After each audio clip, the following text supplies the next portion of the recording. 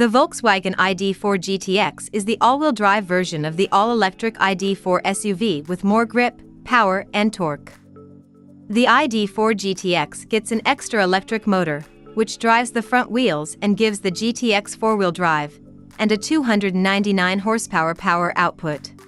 Maximum torque is 474 Nm, which is a lot, and the GTX trims the standard ID4 0 to 100 km/h time by a couple of seconds to 6.2 seconds. The ID4 GTX offers lots of space for its occupants, with a wide rear seat for 3 people and a flat floor. The luggage capacity is unchanged, 543 liters with the rear seats upright, or 1,575 liters with the seats folded.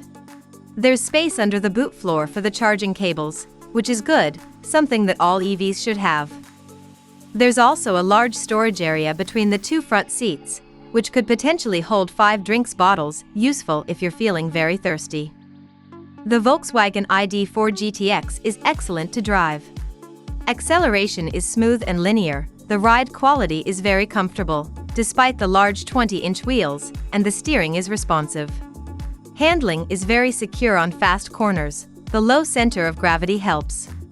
But with the 2,224 kilograms curb weight, you just can't describe it as agile.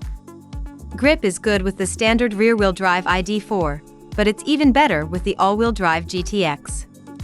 The ID4 GTX is good to drive around town. The performance and the all-wheel drive mean that it's excellent to drive in the countryside and in the mountains, but it's even better on the motorway, when it just makes effortless and extremely refined progress.